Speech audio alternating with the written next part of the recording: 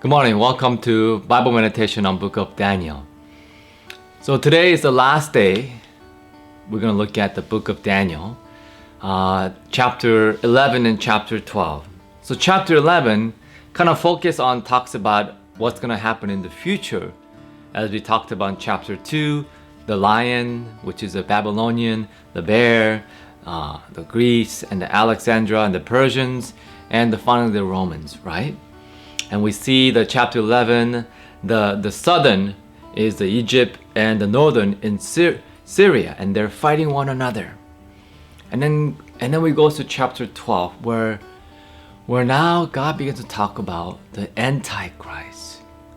We see how the Antichrist is rising in chapter 11, verse 36, and the tribulations, chapter 12, and the war and the invasions, and the battle of Armageddon.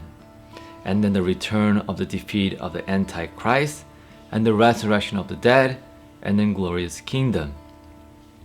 And so in the last days, as we are living in the last days, in our time, there will be an Antichrist, the devil, who's going to come like a man of peace. And he's going to have peace with Jerusalem. And everybody was happy.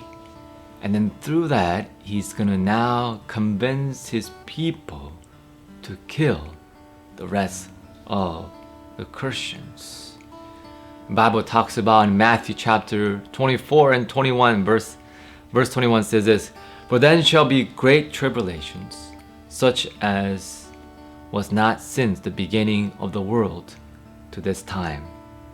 No, nor ever shall be." And so here we see that as time is progressing, yes, there's a prophecy about life will go through tremendous suffering that's never seen before.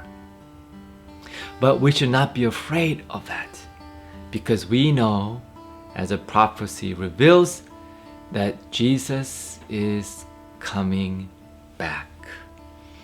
And it's interesting to note that book of Daniel, when he finished the book of Daniel, the angel says, "I want you to seal this prophecy and don't reveal it until the end of times." And then when we look at the book of Revelations, as John begins to write the prophetic book, the angel says, "I want you to now tell it to everyone. The seal is open," which indicates that ever since John's time and today, we are living in the end time. And so why is God giving this dream and also this vision to Daniel and also to us? Because God basically laid out the entire human being's life until the returning of Jesus Christ. And so there are several reasons. Number one is this, is to show that God knows the future, which indicates that He is in control. Number two, everything is planned out by the sovereignty of God's perfect plan, because He knows the future.